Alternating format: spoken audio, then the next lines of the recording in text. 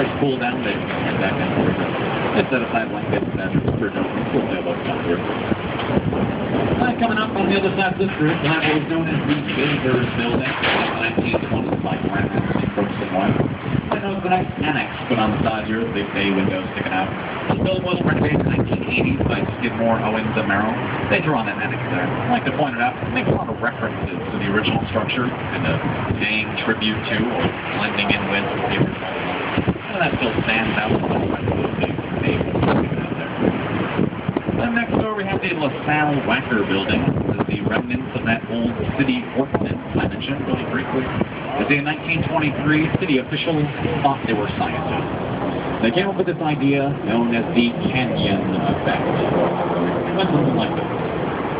They said if buildings here in Chicago kept rising so tall, eventually they would block out all the sunlight and the air to the streets below, slowly transforming Chicagoans into a race of mole people, scurrying about in the streets. I found that for myself. But they did say that only a quarter of a building could rise to its full height, and the rest had to be at a city-ordained height to make way for the sunlight and air to pass through below. That ordinance has long since been thrown out. You just have some remnants of the older structures. In case you're wondering what a Greek temple might look like if you were to stretch it to 50 stories tall, Ricardo Bofill has your answer, 77 West Mac. It was originally the R.R. Donnelly building, I believe now home to United Airlines. There's that United Time. But I mentioned this building mainly because of how beautiful it looks at night. This is the night sky black. Most of the windows in this building all turn black and fade away into the night sky. And then all the columns are lit up. You see this view of a giant Greek temple lit up in the night sky. Pretty great view later night. And a couple doors down, we have this tall, flat-looking building here, 35 West Wacker. This is the Overnet Advertising Agency, called the Overnet Building. This represents another idea in postmodernism, to just take a small piece of architecture and put it on a broad scale.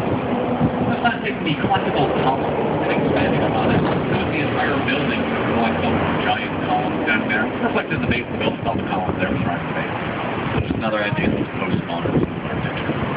And if you look off in front of us, past Morton's Estate House, there's that green building with all the gold leafing at the top. It looks almost like a giant champagne bottle. Now, it wasn't meant to look that way. It was done by the Burnham brothers back in the Prohibition years, back when alcohol was banned here in the United States. They're said to have been missing their champagne.